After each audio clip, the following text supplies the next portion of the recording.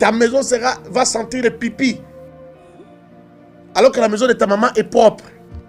Ugasanga inzu yawe inuka umukoyo kandi mu nzu ya mama wawe atavyo wigeze wumva. Inzu ya mama wawe imota neza. C'est-à-dire qu'une femme qui te fait régresser même, qui te fait régresser. Oh là là. Tu épouses une femme, qui est, ta cuisine est désordonnée. Ugasanga urongoye umugore agusubiza inyuma. Ugasanga ibintu vyose nakajagari. Ta cuisine est désordonnée. Il y a des rats qui pissent partout dans les casseroles, partout. Trop de désordre. Des rats, oui, des souris, des maisons. Vous voyez? En fait, même quand ta maman vient chez toi, ta maman se demande, qu'elle va devenir mon fils? Ugasanga imbeba zihagarika amasahani yogeje ibintu vyose ugasanga n'urutubi n'umuvyeyi wawe mama wawe aje mu nzu akavuga ati mana yanje umwana wanje azobaho gute kazoza kiwe kazoba kahe. Je n'ai pas éduqué mon fils comme ça. Ça peut sembler rien, mais je te dis, c'est là que vous voyez un homme qui commence à fuir sa propre maison. Il rentre très tard juste pour dormir. Ati ngaha rero ni hamwe hava vya bindi vy'uko abagabo usanga basigaye bahunga ingo zabo. Ugasanga agiye mu kabare aranyoye atashe yaborewe atashe mu masaha akuze. Kubera iki? Kubera gutinya muhira. Il rentre très tard juste pour dormir. Alors, une maison comme ça, où vous-même, votre femme refuse de parler français avec les enfants. Vous voulez que les enfants apprennent, quand ils apprennent à l'école, qu'ils pratiquent à la maison, que la maman accompagne les enfants même avec les devoirs de mathématiques et tout ça. La maman ne veut pas de tout ça, elle ne veut que les maboké, elle ne veut que les théâtres de chez nous. Alors, ça veut dire, vous bâtissez votre vie à part. Elle aussi fait sa vie avec ses amis des théâtres de chez nous à part. C'est-à-dire, il y a pas, vous soutenez pas, personne ne pousse l'autre, ne booste la destinée de l'autre. Chacun fait sa vie. Mais vous êtes dans la même maison et vous fabriquez les enfants ensemble. Ugasanga umugore ntashobora no kwitwararika abana, ntashobora no gufasha abana, ugasanga yibereye mu vyiwiwe, ugasanga mufise ubuzima kabisa butandukanye. None mwe nuwo mwumva mwoshika kuki? C'est pas... Et dans ce genre de cas, vous pouvez remarquer ça déjà pendant les fiançailles. Vous pouvez remarquer ça pendant les fiançailles, que cette personne ne m'amènera nulle part. Muri fiançailles rero muri ko muravugana, urumva uti uyu muntu kabisa nta hantu yoshikana.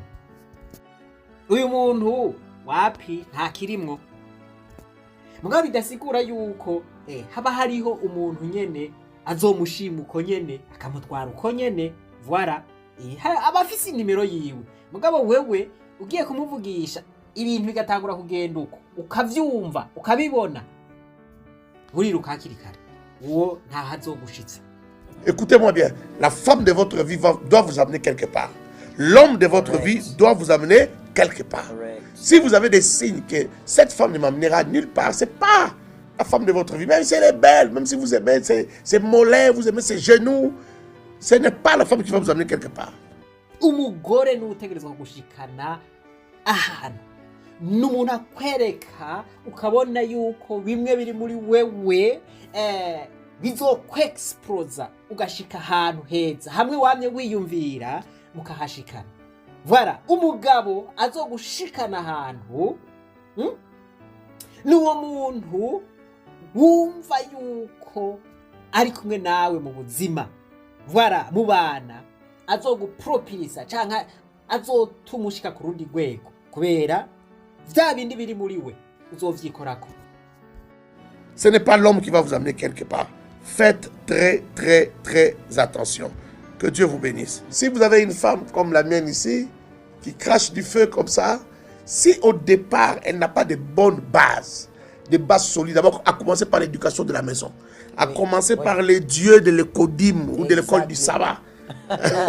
De l'école du sabbat. Pour être plus précis. De l'école du sabbat. Les dieux de l'écodim ou de l'école du sabbat. C'est-à-dire si la personne n'a pas grandi avec ça, et vous voulez la pousser tout de suite dans les ministères, vous voulez la bousculer là-dedans, que la gloire la suive, que les gens commencent à la suivre, que vous allez casser quelque chose. Même Paul a dit, n'élevez pas, ne soyez pas pressés.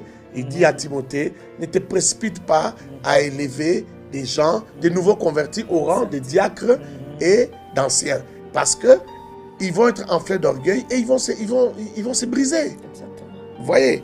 Donc, il faut faire très attention et il ne faut pas tout faire. Il faut la pousser plutôt à évoluer, à progresser, qu'on s'occupe d'elle, qu'elle suive un cursus normal et lent. Il faut que ce cursus soit vraiment lent. J'insiste. Il fallait que les jeunes serviteurs te suivent. Il faut que ce cursus soit lent. Je ne sais pas pourquoi on ne les tague pas. Il faut les chercher. Il faut les appeler. Je ne sais pas pourquoi on ne les cherche pas. Il faut normalement les appeler, les taguer. Voilà, aha aravuga ati ntushobora kuronka wuzuye kugira ngo ashobore kugushikana hamwe wifuza. Bisigura yuko udashobora kumuronka yujuje ivyo wifuza yuko vyogufasha. Agenda ariga buke mugenda murigishanya buhoro buhoro. Ati hariho procedure bifata, hariho process bifata, nshobora kumuzana hanyuma ngo umushikize kuri wa rugero wowe ugezeko. Ati ntibishoboka, usanga uri kuronona.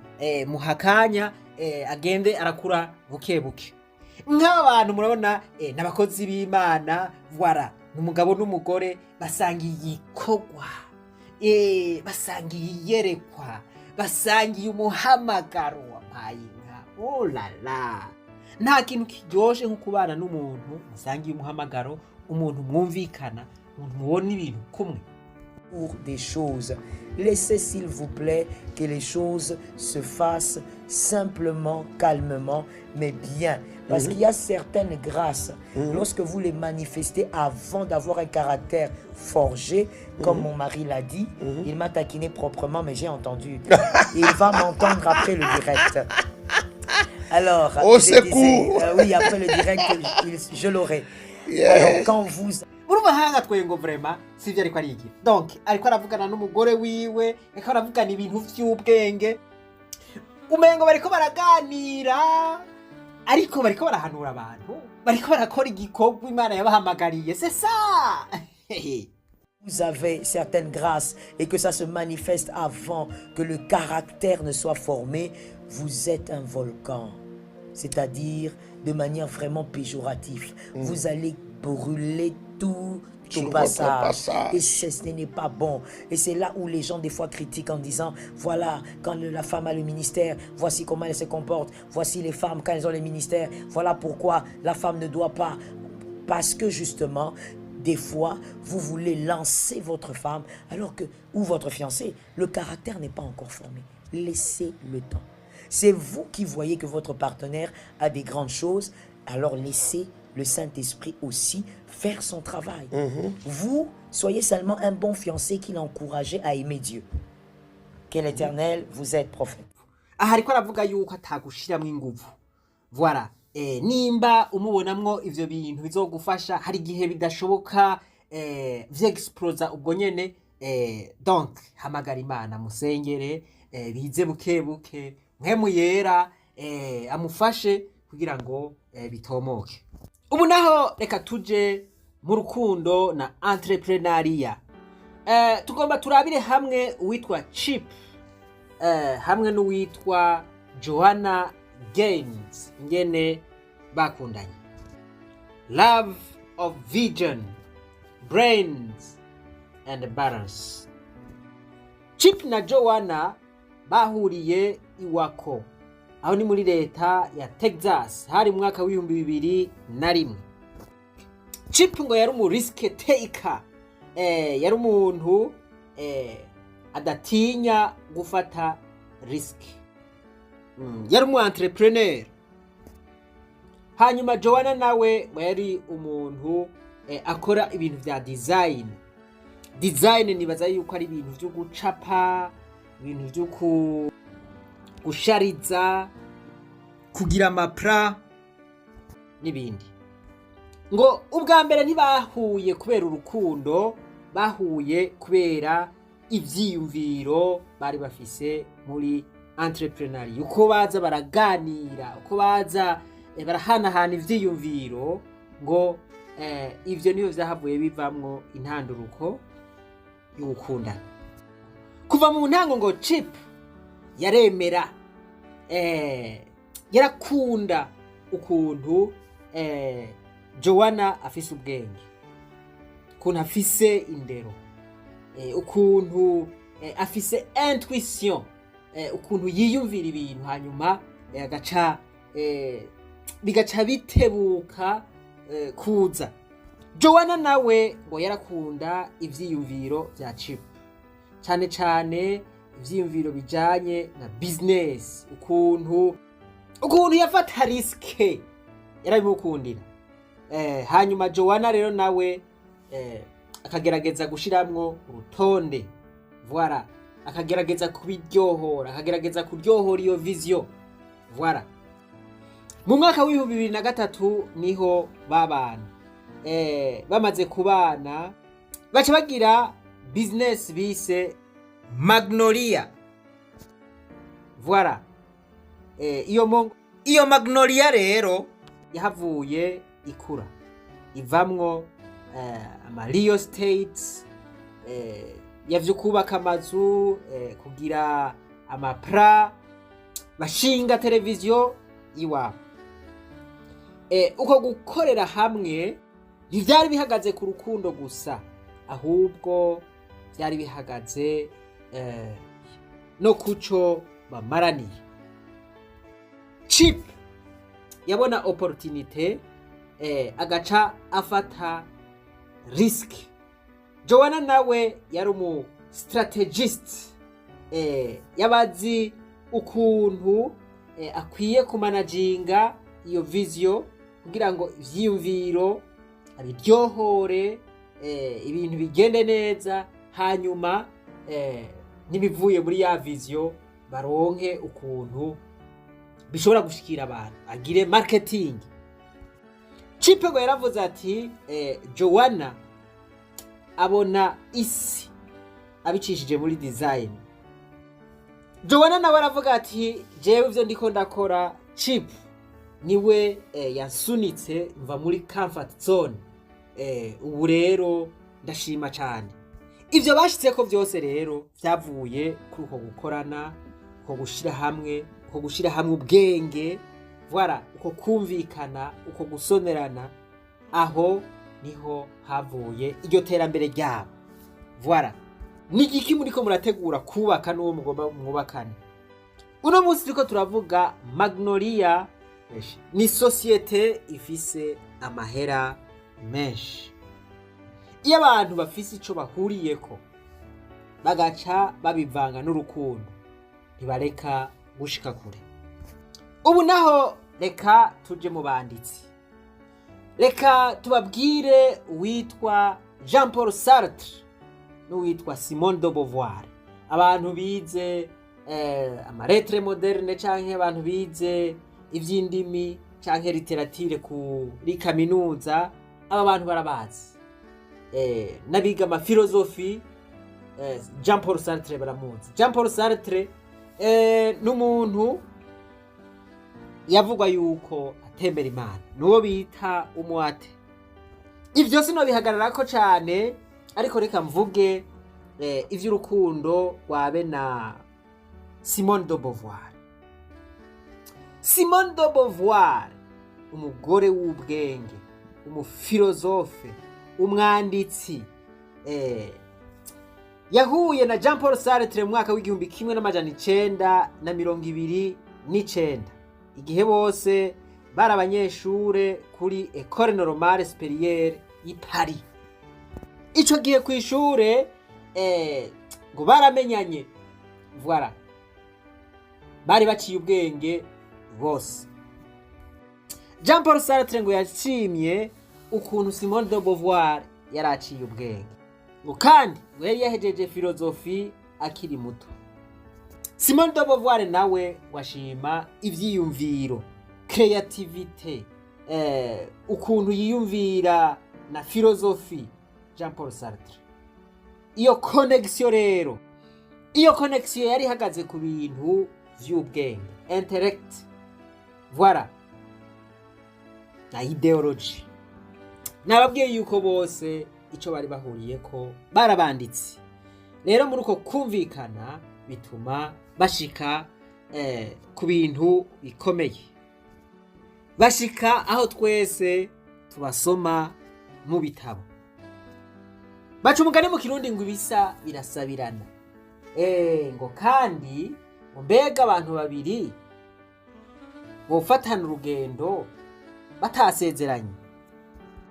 Nta kintu kiryoshe mu buzima nko kubana n'uwo mwumvikana, kubana n'uwo musangiye igikorwa, kubana n'uwo musangiye umuhamagaro. Voilà, ivyo bintu biraryoshe cyane. Wewe uri kuranyumviriza, uwo muri kumwe muhuriye kuki? Ico kintu kiriko ico kintu mugomba ko kibashira hamwe. Nizere yuko umwe wese acha abona umwanya arimo. Oui, je reçois bien sûr deux invités, ils sont bien sûr des modèles. Et attention, cela fait 6 ans bien sûr qu'ils vivent ensemble en tant que couple. Bien sûr, je reçois Prophète Herbert, voilà, qui est avec nous bien sûr sur ce plateau. Il n'est pas seul, il est bien sûr, comme vous le voyez d'ailleurs sur vos écrans, il est bien sûr accompagné par sa femme, Dada, prophétesse Dada bien sûr. Dada, comment tu vas? Très bien. Comment vous allez aussi Herbert? Très très bien. Très joli couple, très beau couple. Merci. Merci beaucoup. 6 ans, oui. Ouais. 6 ans déjà. 6 ans de vie commune. Pour vous, sincèrement, vous le méritez parce que ça se voit même sur vos visages que oui, tout se passe plutôt bien. On peut le dire ainsi. Exactement. Oui. Plutôt. Oui. Très bien. Plutôt très. Comment vous êtes rencontrés? Dada, Herbert, comment vous êtes rencontrés? Comment? Oui, Herbert, Tu oui. y vas ou bien? Oui. Oui. Comment on s'est rencontrés? Oui. Nous sommes déjà en 2017, je pense. J'étais un jeune ministre de l'Éternel qui travaillait dans la ville, dans la capitale et tout. Alors, vous savez, dans le milieu des jeunes, nous pensons déjà, surtout nous qui sommes appelés au ministère, très tôt, nous pensons à trouver une personne avec qui continuer. C'est comme un fardeau, c'est comme quelque chose qui doit nous compléter, qui doit nous accompagner. Donc très tôt, on pense à ça. Alors en pensant à ça, il y a beaucoup de personnes qui passent devant nous et tout. Mais le mariage, c'est aussi quelque chose de social. Le mariage, souvent on dit le mariage concerne 2 personnes, mais souvent aussi dans le mariage, il y a beaucoup d'autres choses qui entrent. Alors dans cette ambiance-là, des amis à moi et des amis à elle, nous connaissons chacun de son côté parce que à cette Est-ce que époque, vous priez dans une même église? non, pas du tout. Pas vraiment. Pas D'accord. vraiment. Ok. Pas vraiment. Et elle n'était même jamais venue prier là où je rendais ministère. Hein. Waouh. Vraiment pas. Wow. Mais quand même, j'étais un ami à sa sœur parce que sa sœur aussi, elle est pasteur. Oui. Alors, sa sœur lui parlait de moi et moi, certains de ses amis lui parlaient de moi parce que selon eux, on était fait pour matcher ensemble. Ah bon? Ouais. Donc, nous connaissant un peu, ayant Oui. grandi avec les uns et les autres, alors ils se disaient, ah, si ces deux-là se rencontrent, quelque chose peut naître. Waouh. Akantu mukumvirize neza, hariko aravuga ingene bahuye n'umugore wiwe, ko yari mu gikorwa c'Imana, akaba agendana na bakuru b'uyu mugore wiwe, akaba agendana n'abagenzi biwe. Voilà, baramumubwira rero uwo mukobwa ako ngomba kugaruka ko naka. Ngo abantu baravuga bati uyu mutipe ariko arakora igikorwa c'Imana, hamwe yo kubakana n'ujya mukobwa Dada, ibintu vyoba vyiza cyane, yoba couple y'akarorero. Nama mvuga nti abantu barafise ubwo buhinga, hariho abantu bafise izo ngabire zo kubona abantu bakwiranye. Umuntu ariko arakora igikorwa kanaka, bakavuga bati uyu muntu barajanye n'uriya kabisa, hamwe bahuye bo kwatsa indege. Voilà. Et comme ça, par la grâce de Dieu, on s'est rencontrés. La première fois qu'on s'est rencontrés C'était au ministère. au ministère. Alors, Elle là est où- venue. Finalement. ok, finalement. Finalement, elle est venue prier. Après Oui. plusieurs invitations Ah ouais. auxquelles elle n'a pas Après répondu. plusieurs invitations. Après plusieurs invitations. Oui. murumva yuko uyu musore cyangwa uyu muprofete yaguma amutumira ariko ntiyitaba ubutumire mugabo umunsi umwe araza asengera ahasanzwe akorera igikorwa c'Imana. Finalement, elle est venue Oui. et je l'ai vue.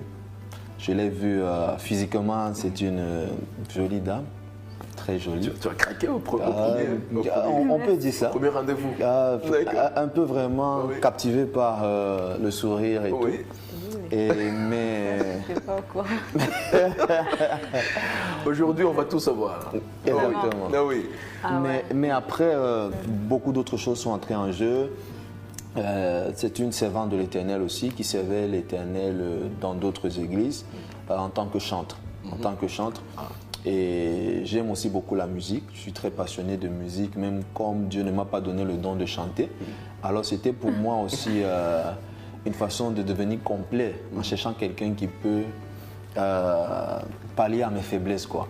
Alors ati ndamubonye ingene atwenga uwo munsi naravuze nti uyu mwana yararemetse kabisa ati rero agasurire kiwe kari bien ariko si ivyo gusa harinjiramwo n'ibindi bintu yari umukozi w'Imana mu yandi mashengero kandi yararirimba ati na jewe naho ntazi kuririmba narumva kabisa yuko aririmbye hari akantu kanjemo ati narumva mpezagiwe kumva yuko uwo muntu yoza kuzibira ibisoko biri muri jewe narumva yuko ari we akwiye kunkompleta.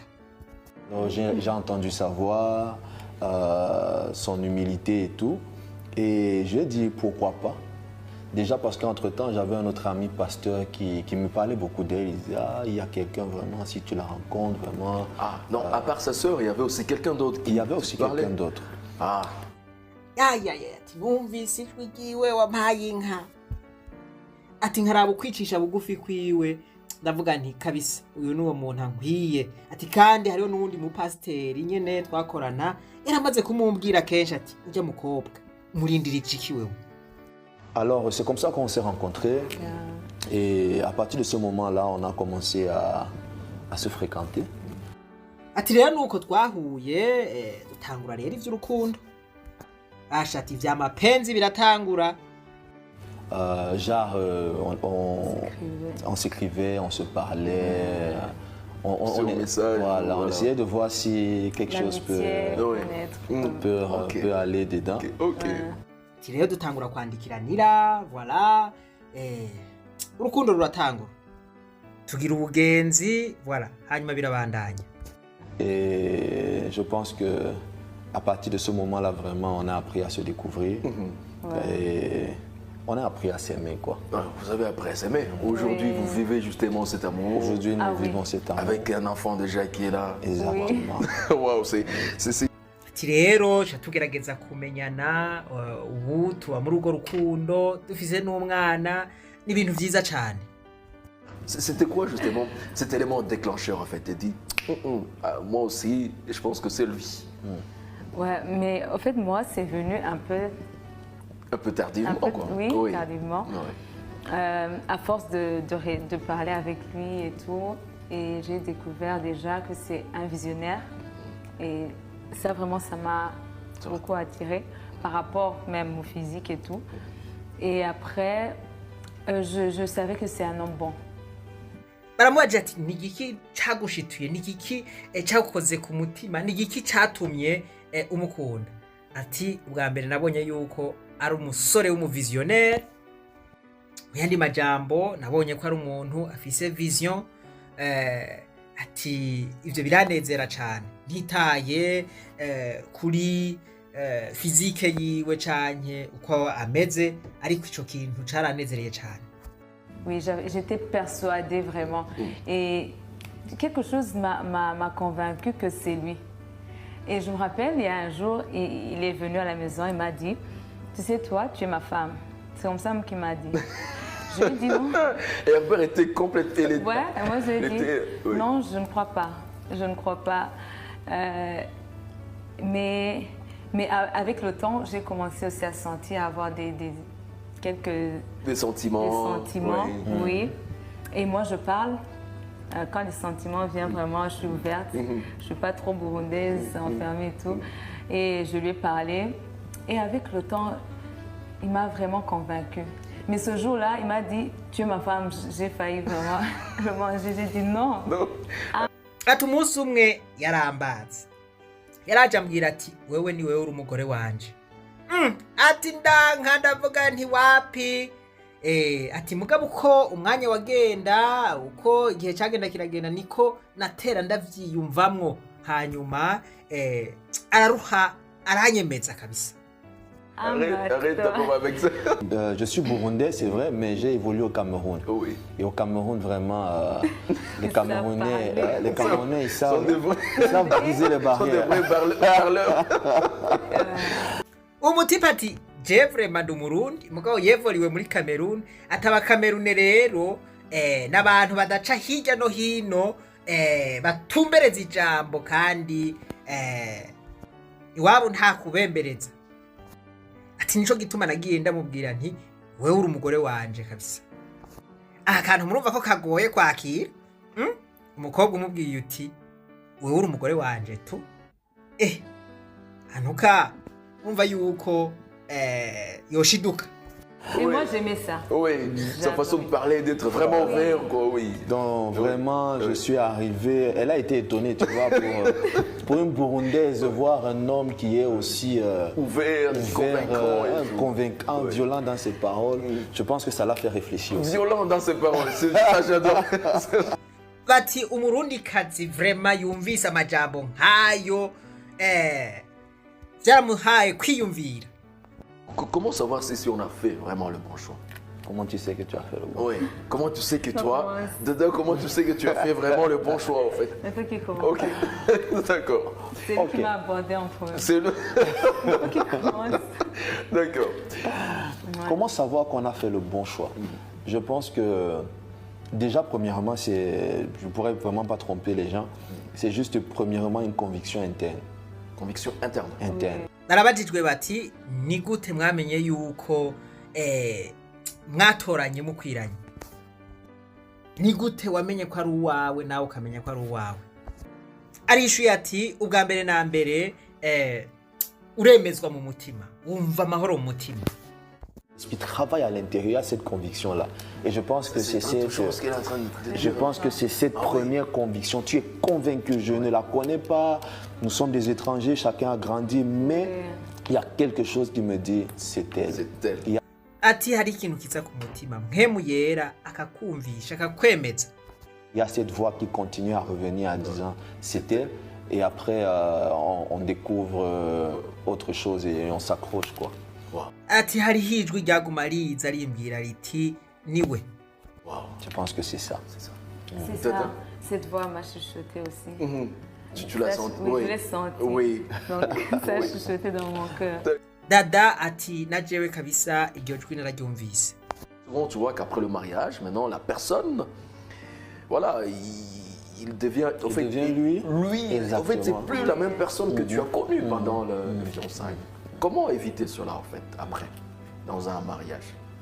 Déjà, il y a un doute. Il y a le doute, ce doute-là, je ne sais pas pourquoi, avant le mariage, tu peux commencer à douter une personne alors que tu n'as pas encore vu même la chose. Mais sinon, vous essayez de vous parler ouvertement. C'est vraiment nécessaire et c'est mieux. Comme ça, si quelqu'un découvre quelque chose après le mariage, ça devient pire. Oui. Ati hariho abantu bakunda guhinduka inyuma ya mariage ugasanga kumwe yari muri fiançailles siko akiri inyuma ya mariage. Ati ivyo bintu vyohinduka gute? Dada aravuze ati boganira neza imbere yuko bagira mariage. Kuko habonetse inyuma ya mariage habonetse ikintu bataganiyeko, ivyo bica biza gutera icuka. De se comprendre et tout. De se comprendre. Oui, Parce que oui. là où il y a l'amour, Oui. il y a la compréhension. Là où il y a l'amour, il y a le pardon. Il y a le pardon. ati rero ni ukugerageza mukabivugana hakiri kare mu rukundo ahari urukundo haba gutahurana kandi habi imbabazi. La Bible déclare, vous savez, nous sommes des pasteurs, je ne Oui, bien pourrais sûr, pas parler sans. oui, il faut toujours comparer avec Exactement. la Bible. C'est aussi l'objectif même Voilà. de ce numéro aujourd'hui. Vous savez, lorsque Oui. Dieu amène Ève et Adam ensemble, il les amène d'abord étant nus. La Bible déclare, tous les deux étaient nus, mais ils n'avaient point honte. La solidité du mariage, c'est la nudité. Je ne parle pas seulement de la nudité Wow. physique. Non mais moi j'applaudis d'abord pour ça. C'est important. Non, Ça, mais c'est très, très important. important. C'est très Il Il important. faut savoir. akantu mukumve neza ati muri edeni imana yashyizeho adamu na eva bari gusa ati kandi ntibagire isoni ryo kurabana ati simvutse ko bari gusa ibinyene vy'umubiri oya Savoir Oui, être très nu devant important. ta personne Oui.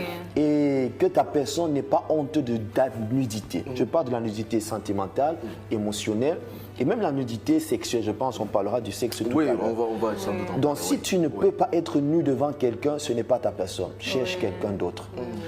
aravuze ati nk'uko imana yabashyize muri iryo tongo ntibagire isoni n'abariko baraganira mu gihe bagomba kubakana bategerezwa kuvugana vyose ata soni uwo muri kumwe mukumva mugize amasoni aravuze ati uwo ntazoba ari rwawe uwo ntaba ari rwawe uwiwawe murubahukana. Et maintenant, comment savoir que quelqu'un te cache quelque chose? Maintenant, je vais prendre à deux volets parce que ceux qui vont nous suivre, tout le monde n'est pas forcément déjà enfant de Dieu et capable de mettre certaines choses en pratique. Mais pour ceux qui nous suivent, qui sont fils de Dieu, la prière. La prière peut te montrer des choses cachées. La Bible déclare, invoquez-moi et je vous montrerai des choses cachées. So, dans la place de la prière, tu peux déjà voir ce que quelqu'un cache. Ati ni gute wobona ivyo umuntu ariko araguhisha mu gusenga? Bibiliya iravuga ngo nunsabe ndakwereka ivy'inyegeje. Normalement, le fiançailles doit prendre combien de temps? Parce qu'il y a ceux-là qui se connaissent, qui voilà, après 1 mois, mariage, 2 mois, mariage. Et après, quelques temps, divorce. Et les conséquences. Oui, conséquences. Normalement, ça doit prendre combien de temps? Ok, Est-ce que la selon Bible moi- dit quelque chose là-dessus? Est-ce que voilà? C'est le fiançailles. Ouais, Selon moi, voilà, selon sur la les temps, Bible, ou sur la je sais durée. pas. Oui. La durée des fiançailles n'est pas vraiment précise dans la Bible. Mais je pense que ça varie des couples. Ça varie selon les couples. Par exemple, nous, Ok. on a eu 3 mois de fiançailles. je 3 mois pense. de fiançailles. Juste 3 mois de fiançailles. D'accord. Barababajije bati fiançailles yomara igihe kingana gute? Baravuze bati bivana na couple ingene bavyumva. Harabagira fiançailles nini ndende n'abagira fiançailles ngufi. Ati twebwe nk'akarorero twagize fiançailles y'amezi 3. Mais je pense que peut-être parce qu'on était dans la catégorie des couples qui sont ouverts. Oui. Vous voyez? Mais si... Il y avait cette complicité, toute Cette une complicité complicité. entre vous. Oui. Oui. Mais personne Ati kumbure twe nuko twari mu mugwi w'abantu bubahukana abantu bugurutse bashobora kubwirana vyose badatinyana. Personnellement, je conseillerais une longue période de fiançailles. Je conseillerais une longue période de fiançailles parce que le mariage, c'est autre chose. Yeah. Le mariage, c'est une autre réalité, c'est autre chose. C'est pourquoi Ati kubwanje je numva abantu batogira uko nagize ati nobahanura yuko bafata umwanya ukwiye ugira fiançailles. Il y a eu des disputes, pardon. Vous êtes là à la maison et puis vous disputez. Et puis voilà, l'homme est le premier à faire le premier pas. Il demande pardon. Il dit, écoute, ma femme, tu sais, on doit régler ça. Il y a l'enfant qui est là, il y a les enfants, il y a tout ceci. Il y a certains qui disent que non, l'homme est faible. Est-ce vrai? C'est une faiblesse quand l'homme fait le premier pas pour aller demander pardon. Parce que très souvent, ça arrive. Voilà, mais on dit que l'homme est faible. J'aimerais bien entendre le propos de Dianda par rapport à ça. Est-ce que c'est une faiblesse en fait? Moi, je dirais que c'est même une force. C'est même une force parce que l'homme, c'est la tête déjà de la famille. Et aussi, ça dépend des caractères. Ça dépend des caractères. S'il peut vraiment faire le premier pas, c'est pas mauvais. Et Arababajije ati hari igihe bishika hakaba ingorane mu rugo, hakaba imishwano, mu gihe umugabo afashe iya mbere agasaba imbabazi ati pardon madamu, voilà, ati ngaho izo ni intege nke, arishuye ati mu gihe umugabo akoze ivyo bintu ahubwo ziba ari inkomezi. Nivyo biragoye yuko abagore ashobora gusaba imbabazi byoroshe. Oui. Mais je dirais quoi, Yann? C'est vraiment pas une faiblesse. Parce que si on dit que c'est une faiblesse, c'est qu'on dira que Dieu est faible. Parce que dans cette histoire d'amour entre Dieu et l'humanité, la Bible déclare dans Jean chapitre 3, verset 16 que quand Dieu a tant aimé le monde qu'il a donné. Donc c'est lui qui est descendu, c'est lui qui a fait le premier pas. Même lorsque l'homme a péché dans le jardin, la Bible déclare qu'il est allé se cacher. Mais Dieu est venu vers lui comme s'il n'y avait rien. Adam, où es-tu? Donc Dieu n'est pas faible. C'est Dieu qui a fait le premier pas. Ça, c'est... Waouh. Non, mais... Ati umugabo ntabagize intege nke. Ati mwibuke yuko Imana ariyo yabanje kudukunda twebwe. Imana niyo yabanje kururuka mu cubahiro cayo iradukunda twebwe. Ati none ngaho Imana yagize intege nke? Oya. Ati rero n'umugabo yasavye imbabazi umugore wiwe ntabagize intege nke, agumana icubahiro ciwe. Mais je sais pas, mais ça c'est exactement la bonne réponse toujours. Je me dis qu'il faut toujours même donner à cette question. C'est Dieu qui a fait. C'est Dieu qui a fait le premier pas vers l'homme. Oui. Parce que Dieu, il avait vraiment besoin de l'homme. Alors il a fait le premier pas. Alors j'aimerais dire à tous les hommes, parce qu'il faut faire la différence entre l'amour et la culture. Vous voyez, la culture africaine, l'homme, il est un peu macho, quoi. Tu vois, oui. C'est l'homme, quoi. Oui. Mais la culture divine, c'est autre chose. Hein. L'amour, c'est la chose la plus importante. Et l'amour te poussera toujours à aller vers l'autre. Ouais, ça. Ati ngaha muri Afrika bivanye n'imico twakuriyemwo, nivyo abantu b'abagabo birabagora, ariko no bahanura gufata iya mbere. Mu gihe habaye ibibazo mu rugo, gufata iya mbere, gusaba imbabazi. Ou comment, après qu'un couple est passé plus de 10 ans, comment ils peuvent toujours garder cette chaleur en fait? Est-ce que les intentions, je sais pas. Vous avez beaucoup plus d'expérience que moi peut-être. Je pense qu'elle peut répondre parce que elle est peut-être plus forte dans ça. Vraiment. Oui.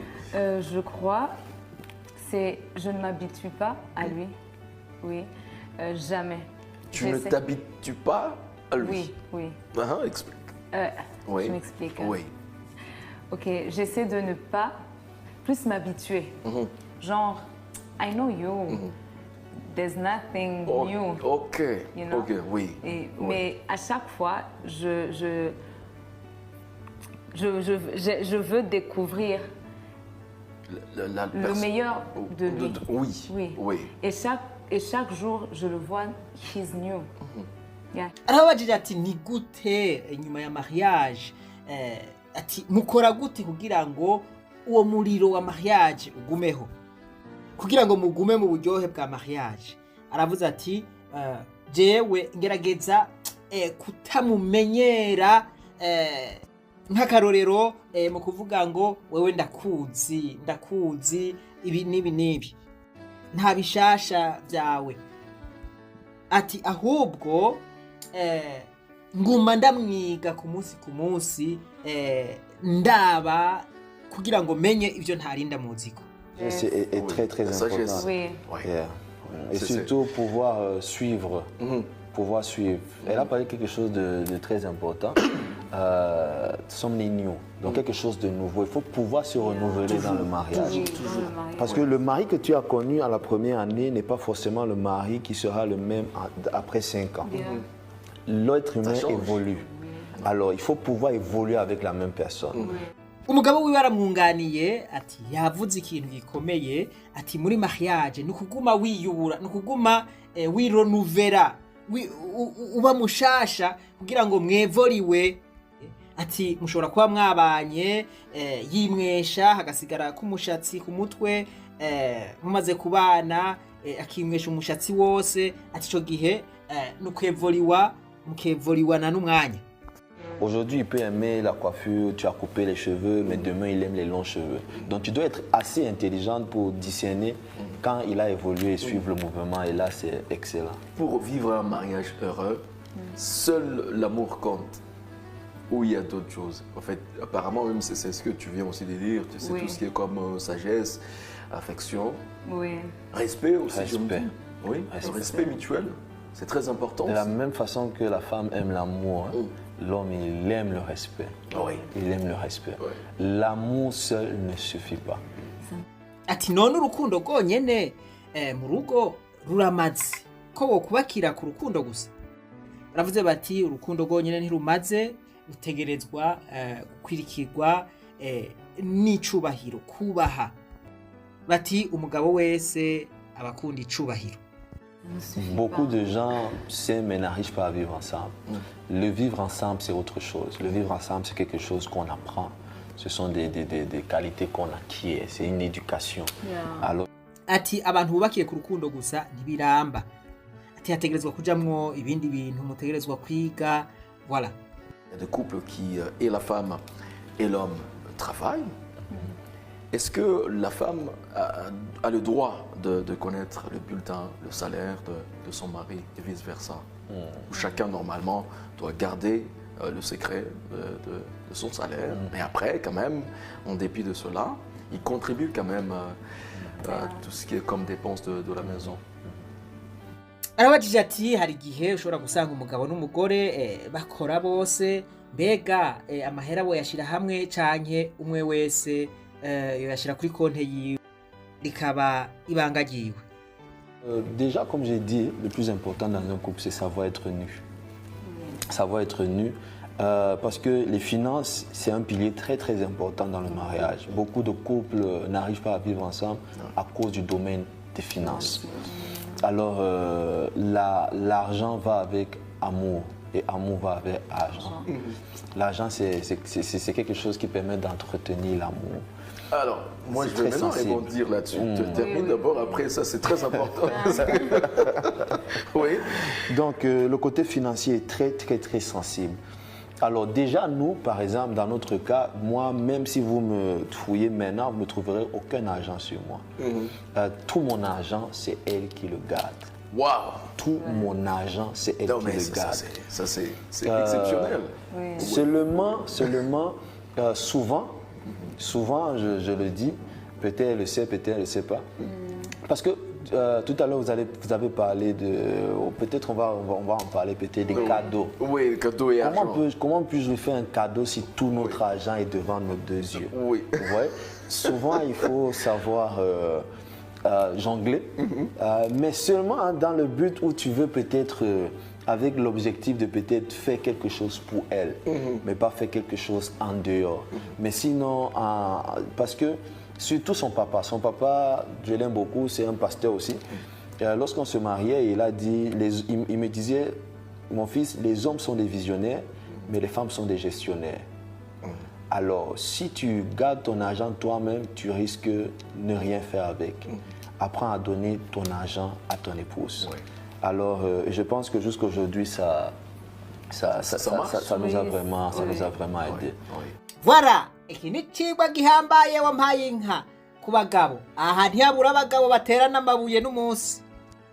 Barababajije bati murazi yuko akenewe mu muryango kandi amafaranga yama yateye ibibazo agatuma benshi basambura n'ingo kubera kutumvikana. Mwebwe muyagera gute? Profete aravuze ati jewe amahera yiwanje yose jewe nta mahera ngendana, amahera yiwanje yose abafiswe n'umugore. Umugore niwe yabika. Ati data bukwe yarambwiye ijambo, arambwira ati abagabo n'aba visionnaire n'abantu bafise indoto nini. Ati abagore nabo n'aba gestionnaire.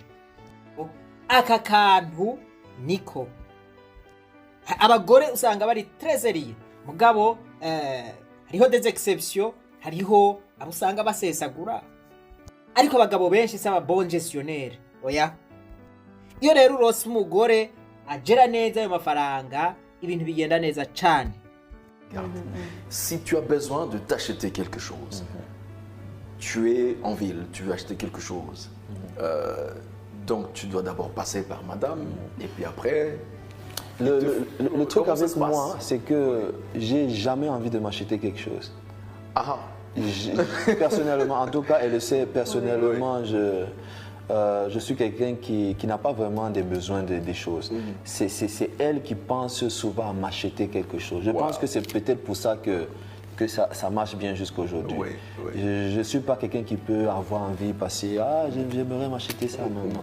Généralement, c'est elle qui pense « Ah, il a oublié ça, il lui faut ça, il faut ça. » aramubajije ati none bishitse ugaca muri ville ugakenera nko kugura akantu ubigenza gute ubanza guhamagara madame akaba ari waza kukakugurira bigenda gute aravuze ati je vraiment ntaho bishika ngo ngombe kugura ikintu wenyene abazi ibyo nkeneye akabigura voilà ati nibaza yuko gushika n'ubu arico gituma bigenda neza mu rugo iwacu.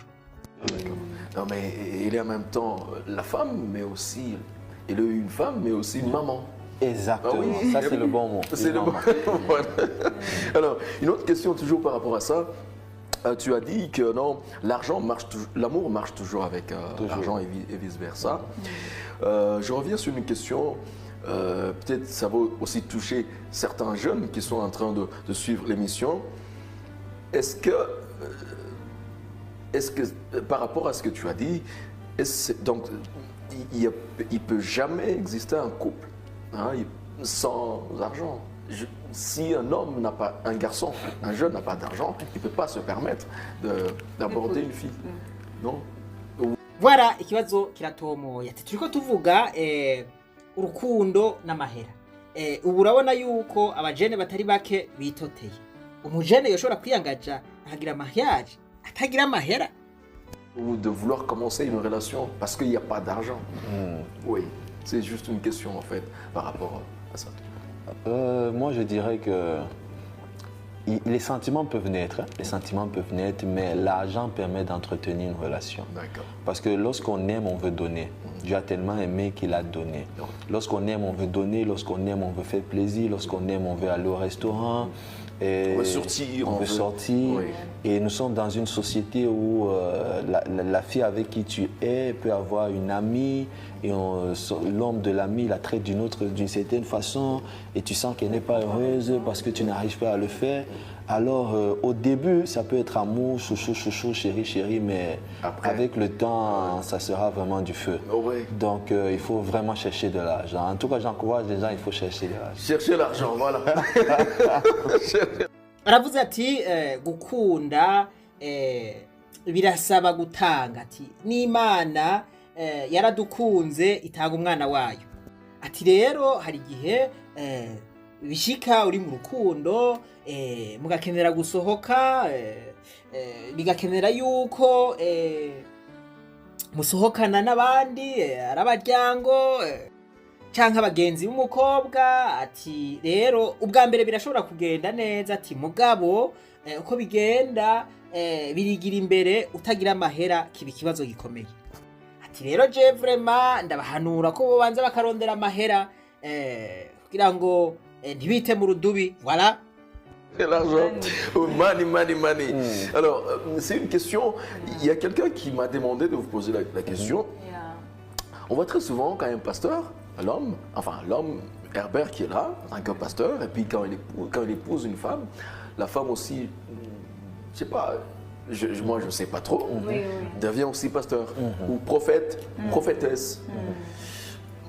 Est-ce une obligation ou comment Voilà, il y a des gens qui aimeraient bien connaître, savoir un peu la vie. Ati hariho abantu bansavye yuko ndababaza hari igihe umuprofete arongora umugore agaca ahinduka prophetess ati canke umupasiteri akarongora umugore we agaca ahinduka umupasiteri ati none ni itegeko.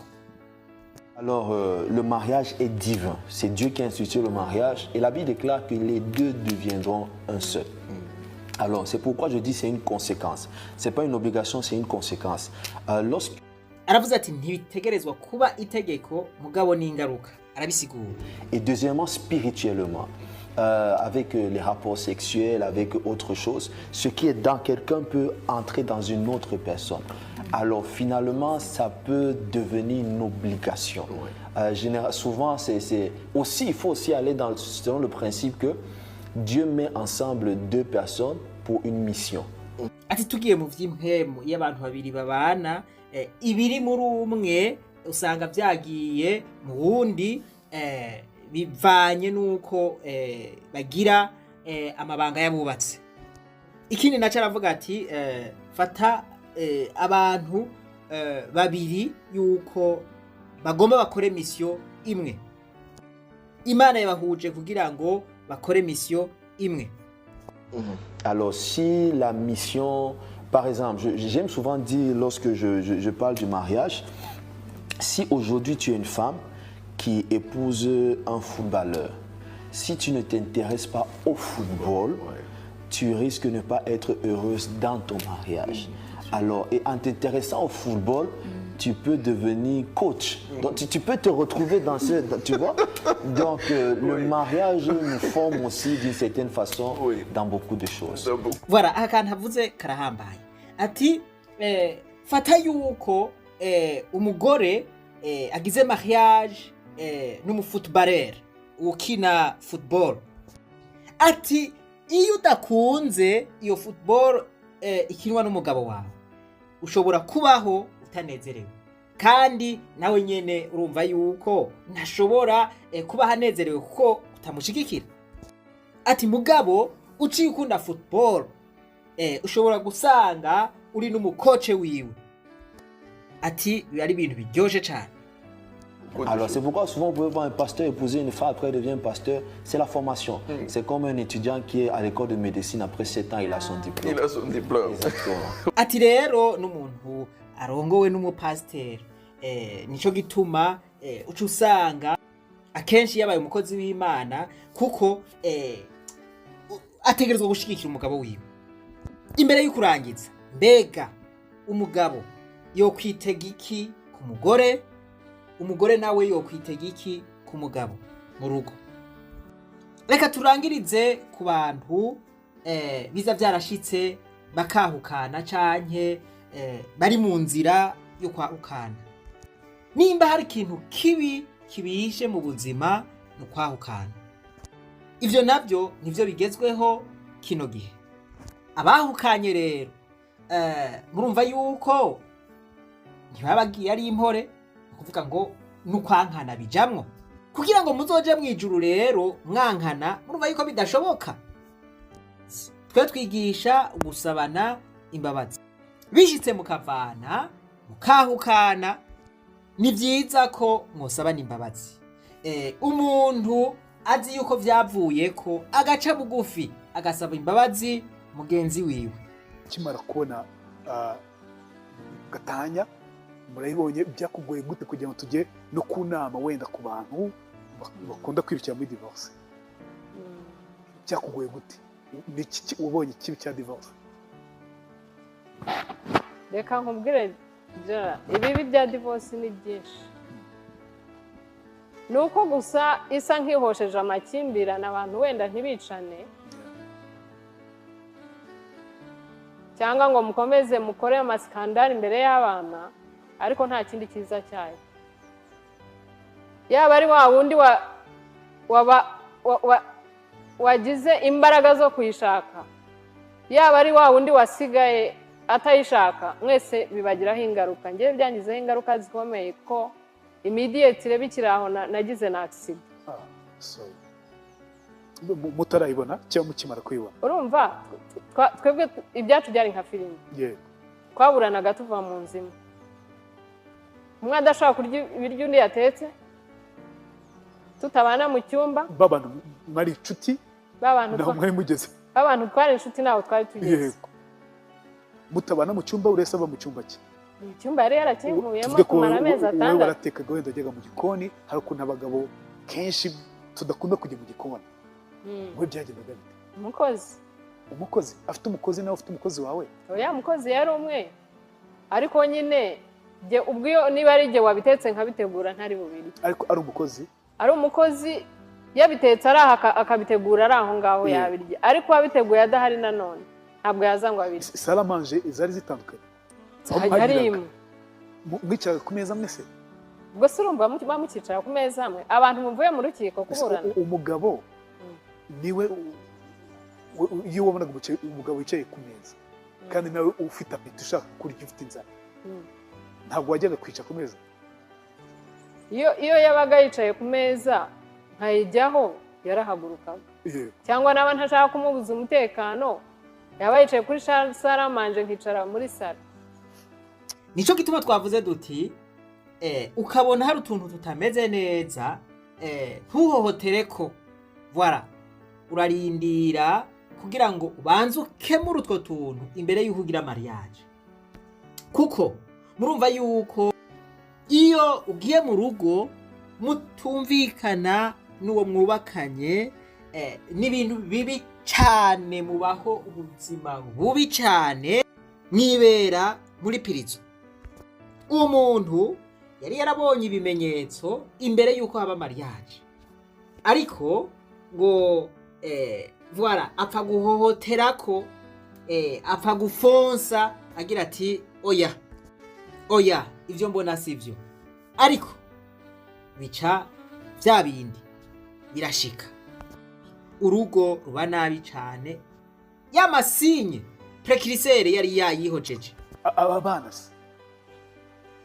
abana nyine urumva nta kibazo abana bari bamenyereye kubona se na nyina basangira baseka bishimye urumva babaga bishimye se nta munezero wabaga uhari na muke ivyo rero ntibifata abo bantu bubakanye gusa n'abana n'umuryango wose birawukwega ugasanga ibintu n'urukwegane nta munezero usubira kuba muri uwo muryango ntawabwiye undi iti wova muri ino nzu ujye mu yindi icyo gihe haje abantu turicara abantu bakabwira umugabo bati wowe niwe mugabo genda uhasoringa utangire ubuzima usiga umugore n'inzu n'abana ujye uza ubasure cyangwa utanga ibibarira ati ntabwo nahava nawe nahava yari inzu yanyu se yari inzu yacu umwumvaga se ko agomba yari kurera abo bana kenshi tuzi ko abamama ari bo barera abana yari tayari kurera abana cyangwa wari kujyana n'abana agasigara mu nzu icyo rero nicyo kintu tutumvikanaga kuko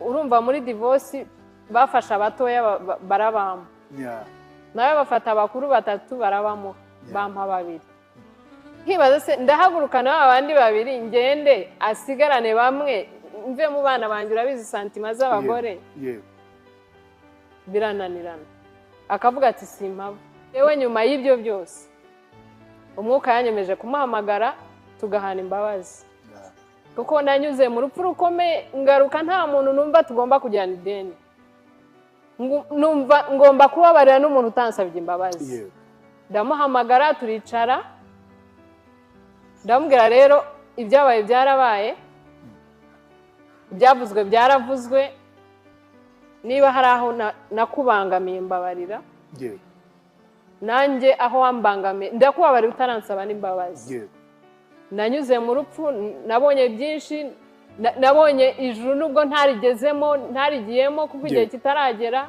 rero tubana amahoro tugiye mu ijuru nawe aratura ibyamubabaje duhana imbabazi icyo gihe se ntabwo ka kantu k'urukundo kagarutsemo mu gihe cyo gusabana imbabazi ko yatuye nawe ukatura ntabwo ari ibintu bihita byikora ariko ikintu cyitwa amakimbirane cyo kiba gisa nk'ikivuyeho ikindi cyo nabonye cyo kabaye nk'akaza umuntu utaragize icyo nkorera muri iyo myaka yose n'ibyo bibazo nagize wabonye ko agaruye umutima bukeye mbona arahashye ahaye umwana nzaniye ibiryo anyohereje amafaranga urumva imbabazi ni nziza uko birira vanga imbabazi ziruta urubanza guhera ubwo mbona tugiranye amahoro ubundi ntitwavuganaga na telefoni kubera ko bayinyibiye mu muhanda muri za accident sinongeye telefone yo kuyigarura muri telefoni yanjye urumva nawe ntiyashoboraga kumvugisha kandi dufite ibintu byinshi duhuriraho mu gihe cyose amaze mu bitaro ntabwo yigeze aza kugusura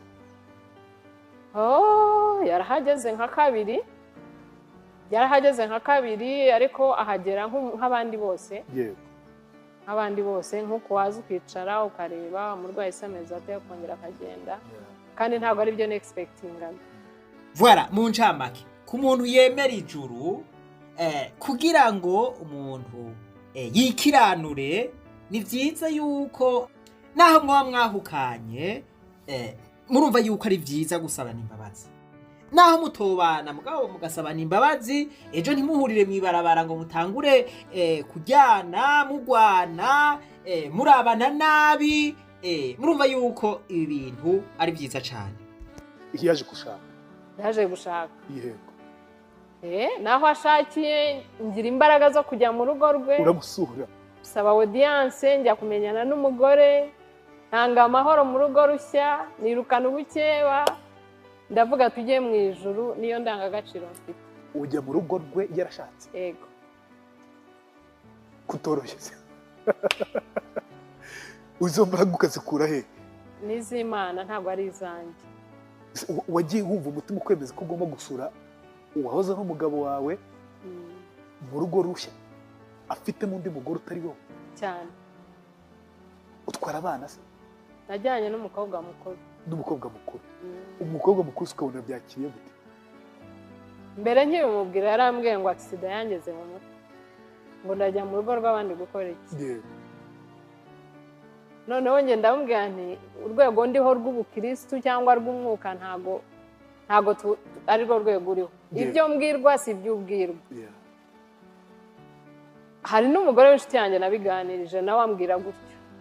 Arambwira ati rwose ntujyeyo kuki uhora wihonga kuki uhora wigira cipu. Ugera mu rugo bakwakira gute? Byantangaje reka. Bakwakira gute? Buriya reka nkubwire Jara, iyo wabanye n'umuntu abakuzi, iyo uri umugome abakuzi, iyo uri umuntu mwiza abakuzi, iyo nza kuba umugome ntaba yaranyakiriye. Ariko narabimusabye ndensistinga. Barakwakiriye? Baranyakiriye neza cyane. Umva reka nkubwire. Nasanze badutekeye umugore n'umugabo. Natumiye marene wabo na pare wabo nabo n'abantu twabanye bo mu miryango nyine y'umugabo twabanye mu rugo. N'umwana wanjye turajya dusanga batwiteguye ikirori gikomeye. Mbese namwe mwe mugiye gusura mugenda nabagiye gusura urugo nyine. Natwe tugiye gusura urugo mutwaye ibyo kunywa. Yego. Yego. Dusanga hariho na data bukwe wahoze ari n'ubu ni data bukwe by now. Ko nta handi ndashaka. Yego. Yego. Tugerayo baratwakira neza. Turarya turarangiza turicara bampa ijambo kuko ninjye wari host. Ubwo se uvuga iki? Ibyo kuvuga nari mbifite wagenda udafite ibyo kuvuga. Uvuga ngo twishimiye urugo rushya rw'abageni. Uvuga ngo twishimiye umuryango twubatse. Reka nkubwire Jara. Buriya reka nkubwire. Abantu nitwe dukomeza ubuzima. Ubuzima iyo ubukomeje buragukomerera. Iyo ubworoheje buroroha. Naragiye mfata ijambo kuko yararangije umugabo ampa ijambo. Aravuga turashimira jewe ko yaduhuje. Rero niwe ufite ijambo. Natubwira icyo yaduhurije. Ndababwira rero icyambere ndi umukristo. Urabizi kuva na kera. Icya kabiri nanyuze mu rupfu mbona ko ubuzima bwa hano ku isi ari ubusa, mbona ko ubwo dukorera ari ubwo mu ijuru. Yego. Sanga rero nta muntu dukwiye kugirana ideni usibye iry'urukundo no kujya mu ijuru. Ikintu kinzanye hano rero ntabarambiye nje kwirukana ubukeba. Ko ubukeba n'urwangano n'uguhangana n'amakimbirane. Mbwira uwo mudamu ndamubwira nti njyewe uru rugo narumazemo imyaka 20. Ni abakansara wawe, ni abasista wawe, ni umujyanama wawe. Rero ntuzanyite mukeba wawe. Uzanyite umukristo, uzanyite iryo zina ushaka muyumvuze. Ariko mu by'ukuri ndashaka amahoro. Tugirana amahoro ejo utazitsamura ngo uvuge ngo mukeba, ejo umwana atazaza hano ni mugire utwo mupfa uvuga ngo ni wa mukeba wanjye. Nta kindi kirenze ibyo. Amashyi barayakoma. Amashyi barayakoma. Hari ku manywa bamwe bagira imbeho abandi bararira. Birangije nawe bamuha ijambo aravuga ati rwose nanjye nicyo nashakaga, Imana iguha umugisha. Abantu bose bansabira umugisha. Kobwa wanjye ati mama ateye ukuntu kurenze, mama ntago aba kwisaba mu ijuru. Nafite ijambo. nafata ijambo aravuga ati igihe nabanje no kugira ngo yasaze, arabivuga bya bindi byose, aravuga ati ariko mama ni umuntu ukunda amahoro, ni umuntu udakunda amakimbirane, ni umuntu ugira imbabazi, igihe ibya mama byarandenze sinashobora, bose baranshimira, amahoro arataha, n'ubu tubanye mu mahoro, ubyumve. Rero bantu b'Imana mwakurikiranye iki cigwa, ni cigwa kirekire ariko nizera neza yuko utagihereye ku ntango ng'ubushitse ngaha tugeze atacurika. Reka turangirize kuri iri jambo ryo muri Bibiliya riri mu Baroma igice c'12 ku murongo wa 18. Haravuga ngo nimba bishoboka mu ruhande rwanyu mwuzure n'abantu bose. Nimba muri mu nzira y'ukwahukana, nivyo birashobora kugorana, ba flexible musabane imbabazi, mwicare muvugane ivy'urugo rwanyu. Nimba muza mwarahukanye naho iri jambo murihagarareko, murikorereko, murishishoze, murizirikane, kuko inyuma y'ubu buzima turimo hariho ubundi buzima bwo mwijuru. Rero mu gihe mutitunganije canke mu gihe mutasabanye imbabazi, bizobagora gushika muri ubwo bundi buzima bwo mwijuru. Reka ndangitse. Umuntu yumvirije iki cigwa gushika ahangeze kuvuga, ndamukuriye inkofera, ndamubwiye nti felicitation, courage, uri umunyeshure mwiza. Kandi ndabasabye ntimwibagire kugira subscribe, jeme na partage. Iki cigwa mugisabikanye n'abandi benshi, cane cane abantu batarubaka, abariko bararondera abageni, abariko baravugana, abaza bubatse, abari mu nzira yo kwahukana, eka n'abaza barahukanye. Iki cigwa murumva yuko cobafasha, abo bantu bose cobafasha. Imana nibahezagire cane gose. Ndabipfurije kuronka abo mukwiranye, ndabipfurije kuronka bafasha mukwiranye, ariko kandi nanje munyipfurize ico kintu kugira ngo sinzohushe. Abarundi barayamaze ngo umuhusha atunga ahusha umugore. Imana nibahezagire, tuzosubira muri ca cigwa gikurikira, aho nzoba ndiko ndabereka wa muntu yagenda mwijuru bakamusubiza inyuma. Tuzorabira hamwe nkuko nabivuze ivyerekeye umuhamagaro. Mbega umuntu wese yarahamagawe, umuntu wese arafise mission kanaka abwirizwa gukora kuri nosi. Mbega atayikoze niyo yashika mwijuru bizomworohera? Ivyo byose nivyo tuzorabira hamwe. Shalom shalom. Reka twibandarize rwa rugendo rwacu, maze tugaruze umunezero Satani yatunyaze. Umuntu atarashika mw'ishuro ry'abarundi bose turamuhaye kaze.